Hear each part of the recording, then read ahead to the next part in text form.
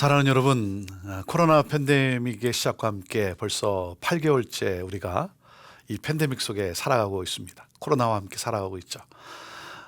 이제는 많이 익숙해져가는 이 시대의 이 흐름 속에 많이 익숙해져가는 삶을 우리가 살아가고 있습니다. 그러나 여러분, 우리가 이 시대적 가치에 우리가 익숙해져서는 안 됩니다. 이러한 상황 속에서 우리는 늘 새로움을 꿈꿔야 합니다. 회복을 꿈꿔야 하는 것이죠. 그래서 우리는 어떻게 살아야 하는가? 이 질문과 함께 이 시대에 하나님이 기뻐하시는 삶은 무엇인가? 어떤 것이 새로운 삶인가? 새롭게 되는 삶인가를 우리는 늘 꿈꿔야 할 것입니다. 정말 그 불확실하고 혼돈의 시대에 우리가 어떻게 살아야 되겠습니까? 우리를 창조하신, 이 세상을 창조하신 그 창조자 하나님을 우리는 바라보아야 할 것입니다. 그리고 비대면 이 시대, 사회적 거리를 두는 이 시대에 우리는 더욱더 말씀으로 하나님과 가까이 하며 또 가족과 또 형제들과 또 성도들과 더욱더 하나됨을 이루어가는 그러한 또 회복의 삶을 우리는 추구하며 살아야 할 것입니다. 누구나 다 참 예방을 위해서 방역하고 방역에 힘쓰고 있습니다. 이럴 때 우리는 마음을 또 우리의 영혼을 더욱더 정직하고 더욱더 깨끗한 그러한 마음의 소유자가 되기를 우리는 원해야 할 것입니다. 특별히 정말 안전을 추구하고 있지 않습니까? 안전을 추구하다 보면 우리는 나 중심의 나 자신에게만 우리는 또 생각이 머물 때가 있습니다. 이 안전을 추구하는, 이 사회적 안전을 추구하는 이 시대에 사회에 소외된 사람들을 우리가 돌아보며 사랑으로 또 섬길 수 있게 되기를 바랍니다. 여러 가지 사건이 있을 때는 그 사건 속에서 사건으로 끝나는 것이 아니라 우리 하나님은 회복을 원하신다라고 하는 것이죠.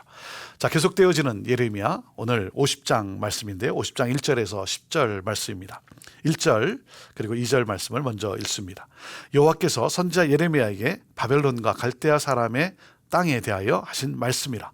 너희는 나라들 가운데 전파하라, 공포하라, 깃발을 세우라, 숨김이 없이 공포하여 이르라. 바벨론이 함락되고 벨이 수치를 당하며 무로닥이 부스러지며 그 신상들은 수치를 당하며 우상들은 부스러진다 하라 그랬습니다. 바벨론의 멸망, 바벨론의 심판을 이제 50장과 51장 두 장에 하나님이 그 메시지를 주고 있습니다. 설명을 해주고 있습니다. 여러분, 바벨론 어떤 나라였습니까? 최고의 강대국 아니었습니까? 최강의 나라. 그런데 바벨론이 멸망한다는 것입니다. 바벨론이 멸망한다는 것은 어떻게 보면 역사의 종말같이 느껴집니다. 이제 역사의 끝이구나. 그런데 사랑하는 여러분, 우리가 이 땅에 사는 동안 끝은 없다는 것입니다. 새로운 시작을 하나님은 또 알려주고 있는 것이죠. 하나님의 백성들이 회복되기를 원하고, 그리고 또 새로운 그러한 시작, 새로운 삶, 정말 하나님이 일하시는, 또 하나님이 행하시는 이 모든 것을 우리가 보면서 이 땅에서 우리가 하나님 나라의 삶을 살아가는, 그러므로 또 영혼들을 구원하는 그러한 삶을 살아가기를 원하시는 이 하나님의 이 마음을 또 뜻을 우리는 보아야 할 것입니다. 자, 바벨론의 심판. 바벨론은 무엇을 자랑했습니까? 그들은 여러 나라를 점령을 했습니다. 계속해서 침공하고 점령하고. 그래서 그들은 힘과 권세를 자랑했다는 것이죠. 하지만 이것도 영원하지 못하다는 것이죠. 그래서 하나님은 말씀하십니다. 숨김없이 공포하라는 것입니다. 무엇을 숨김없이 공포하라는 것입니까? 이 바로 바벨론의 멸망이라는 것이죠. 최고의 신, 그들이 섬겼던 신 벨이 수치를 당한다. 그리고 북방 민족의 침략으로 그들이 멸망하는 것을 공포하라 그랬습니다. 전파하라 그랬습니다. 자, 무슨 말씀입니까? 여러분, 하나님의 말씀은 그대로 이루어진다는 것입니다. 하나님의 말씀은 그대로 이루어져요. 전혀 그럴 것 같지 않은데 어떻게 바벨론이 멸망을 합니까? 전혀 그럴 것 같지 않지만, 그러나 70년이 차면 이스라엘 백성을 돌아오게 하시겠다라고 하시는 이 하나님의 약속, 하나님은 이 약속을 이루세요. 그래서 하나님의 약속의 말씀은 반드시 이루어진다는 것이죠. 바벨론의 심판과 함께 하나님은 오늘 우리에게 무슨 메시지를 주고 있습니까? 이스라엘 공동체에게 위로와 희망을 주고 있는 것이죠. 그들이 다시 자유와 해방을 얻게 될 것이다 하는 이 하나님의 약속의 말씀이 반드시 이루어짐을 우리들에게 또한 보여주고 있습니다. 자, 3절 말씀입니다. 이는 한 나라가 북쪽에서 나와서 그를 쳐서 그 땅으로 황폐하게 하여 그 가운데에 사는 자가 없게 할 것임이라. 사람이나 짐승이 다 도망할 것임이라 그랬습니다. 사랑하는 여러분, 하나님의 약속의 말씀은 반드시 이루어지기 때문에 여러분, 고난의 때, 고난의 시간, 우리는 소망 가운데 하나님을 바라보며 살아가야 할 것입니다. 하나님은 이 고난의 이 시간이 지난 후에 반드시 우리를 회복시켜 주시는 하나님이시죠. 그래서 이 징계와 고난을 통해서 우리를 회복시켜 주십니다. 그렇기 때문에 믿음을 여러분 놓지 않게 되기를 바랍니다. 하나님은 이 바벨론을 멸망시키는데 뭐라 그랬습니까? 사람도 짐승도 살 수 없는 그런 황무지가 되게 하겠다는 것입니다. 하나님은 바벨론을 심판의 도구로 사용하셨어요. 심판의 도구로 선택된 바벨론인데 그 바벨론이 북방 민족에 의해서 바벨론보다 또 북방에 있는 그 민족에 의해서 침략을 당하게 된다 하는 것입니다. 그 나라가 어떤 나라입니까? 메데파사라고 하는 페르시아죠. 페르시아에 의해서 바벨론이 멸망해 될 것을 예언해 주고 있습니다. 자, 그와 더불어서 뭡니까? 이스라엘의 회복을 하나님이 말씀해 주시는 것이죠. 자, 4절 5절 말씀입니다. 여호와의 말씀이니라. 그날 그때 이스라엘 자손이 돌아오며 유다 자손도 함께 돌아오되 그들이 울면서 그 길을 가며 그의 하나님 여호와께 구할 것이며 그들이 그 얼굴을 시온으로 향하여 그 길을 물으며 말하기를 너희는 오라 잊을 수 없는 영원한 언약으로 여호와와 연합하라 하리라 그랬습니다. 하나님은 이스라엘의 회복을 또한 말씀해 주고 있습니다. 언제입니까? 바벨론이 망하는 그날, 바벨론이 망하는 그날 하나님은 이스라엘의 이제 회복을 허락해 주시는 것이죠. 그들이 돌아오는데 울며 돌아오고 있다는 것입니다. 그들이 하나님 앞에 회개하며 돌아오고 있습니다. 그리고 하나님을 구합니다. 하나님을 구하게 해요. 사모하게 하죠. 사랑하는 여러분, 오늘도 우리가 살아가면서 순간순간마다 하나님을 간절히 구할 수 있게 되기를 바랍니다. 하나님을 의지하는 것이죠. 자, 시온에 도착을 합니다. 그리고 하나님과 영원한 언약을 맺게 될 것이라는 거죠. 그래서 뭡니까? 하나님과 연합이라는 것이죠. 여호와와 연합하라 그랬습니다. 하나님과의 연합을 이룹니다. 하나님은 정말 이스라엘을 회복시켜 주시는데 통일 왕국으로 회복을 시켜 주시고 하나님과 연합을 하게 합니다. 하나님과 연합했다는 것은 뭡니까? 하나님의 뜻에 순종한다는 것이죠. 네. 그래서 하나님의 뜻에 순종한다는 것은 하나님의 이 은혜에 합당한 삶을 살아간다는 것이죠. 하나님과 연합하여 그래서 하나님께 영광을 올려드리는 삶, 하나님의 그 공의와 사랑을 실천하는 삶을 말하는 것이죠. 그래서 하나님의 그 공의 또 하나님의 사랑, 이것을 실천하는 것이 바로 하나님의 은혜에 바로 보답하는, 응답하는 그러한 삶인 것입니다. 자, 6절 말씀입니다. 내 백성은 잃어버린 양떼로다. 그 목자들이 그들을 곁길로 가게 하여 산으로 돌이키게 하였으므로 그들이 산에서 언덕으로 돌아다니며 쉴 곳을 잊었도다. 7절 그들을 만나는 자들은 그들을 삼키며 그의 대적은 말하기를 그들이 여호와 곧 의로운 처소시며 그의 조상들의 소망이신 여호와께 범죄하였음인즉 우리는 무죄하다 하였느니라 그랬습니다. 자, 이스라엘이 어떻게 됐습니까? 잃어버린 양떼와 같다는 거죠. 잃어버린 양떼. 네. 잃어버린 양떼, 지도자를 잃어버린 그러한 또 잘못된 리더들에 의해서 산속에서 헤매고 있는 그러한 이스라엘. 여러분, 잃어버린 양떼 왜 잃어버렸습니까? 사꾼 목자이기 때문에 그런 것 아닙니까? 거짓된 지도자 때문이라는 것이죠. 그래서 하나님의 백성들이 길을 잃고 방황하고 있는 그러한 모습이죠. 길을 잃고 방황하고 있다는 건 뭡니까? 쉴 곳이 없다는 것이죠. 여러분, 참된 목자를 만나면 푸른 초장에 쉴만한 물가에서 안식을 하게 되는 것이죠. 그렇기 때문에 참 이 지도자가 어떤 지도자인가가 너무나 중요하다는 것이죠. 여러분, 또한 어떤 지도자로서 어떤 목자로서 우리가 살아가야 되겠습니까? 정말 하나님의 심장을 가진 긍휼한 마음을 가진 그러한 목자, 그러한 지도자, 사꾼이면 안 되지 않습니까? 거짓된 모습이면 안 되는 건 아니겠습니까? 그리고 기억합시다. 우리를 인도해 주실 수 있는 분은 오직 참 목자이신 하나님이라고 하는 사실.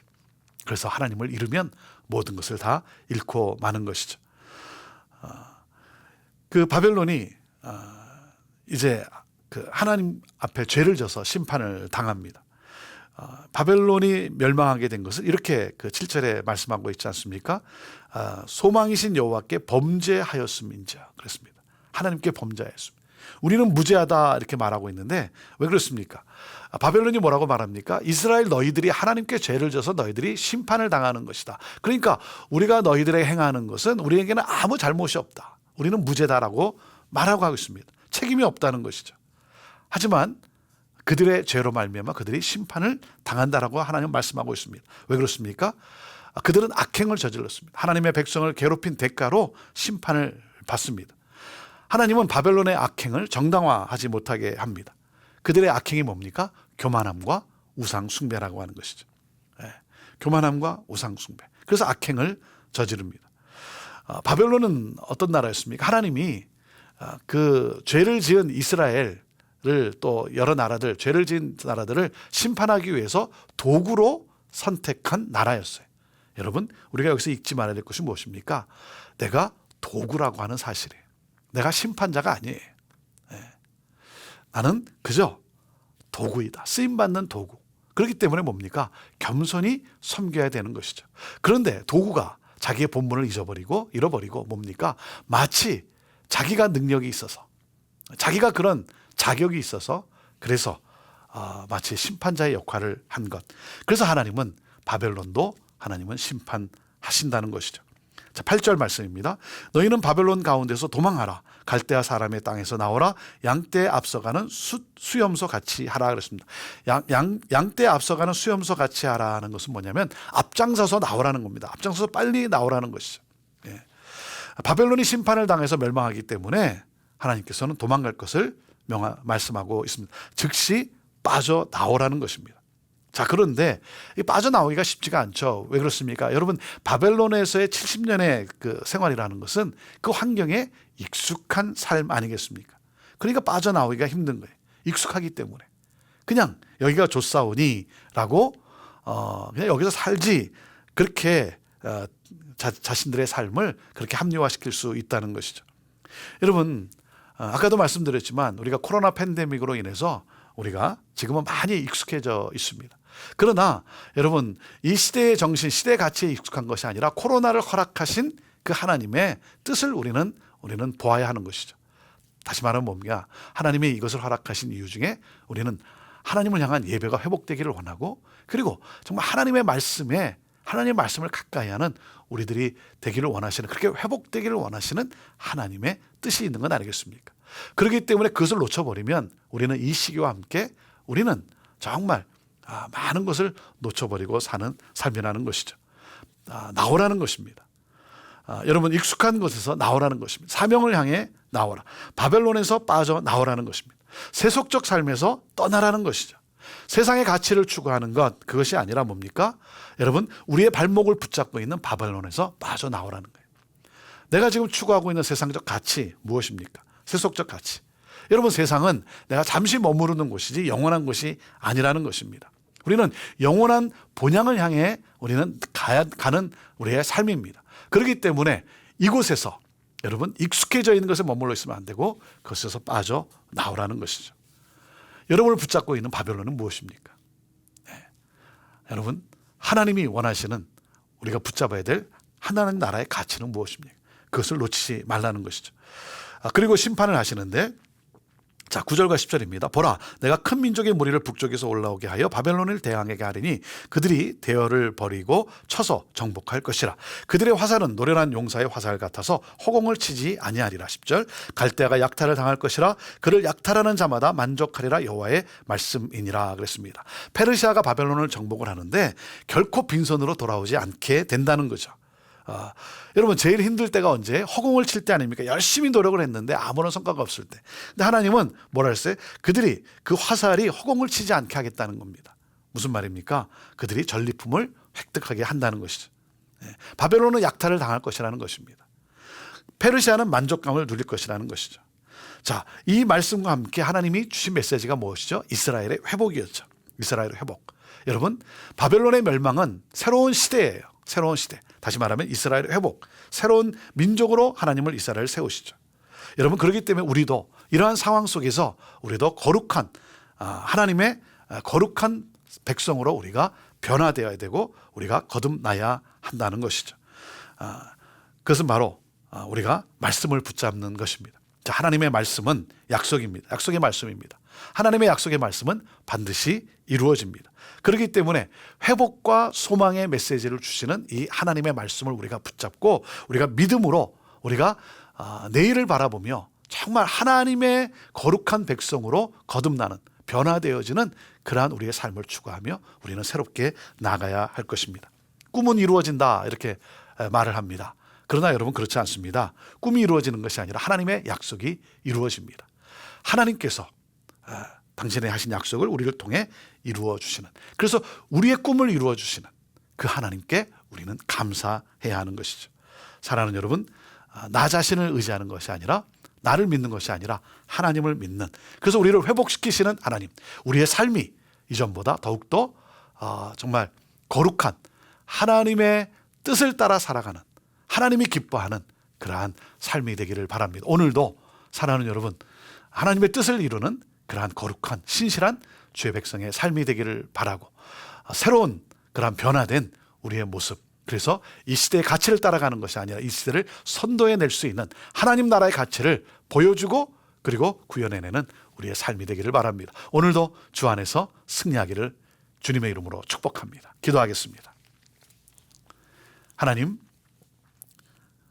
이러한 시대적 상황 속에서 안주하고 그저 세상이 추구하는 것에 우리도 익숙함인 그러한 삶이 아니라 이러한 상황 속에서 변화되기를 기뻐하시는 하나님, 익숙함을 떨쳐버리시기를 원하시는 하나님, 새로운 삶을 살기를 원하시는 하나님, 바벨론을 멸망시키시면서 우리로 하여금 바벨론으로부터 떠나라고 말씀하시는 하나님, 하나님, 세상의 가치를 떠나 하늘의 가치를 붙잡고 하나님 나라를 구현해내는 그러한 승리의 삶이 되게 하여 주옵소서. 감사하며 예수님의 이름으로 축복하며 기도하옵나이다. 아멘.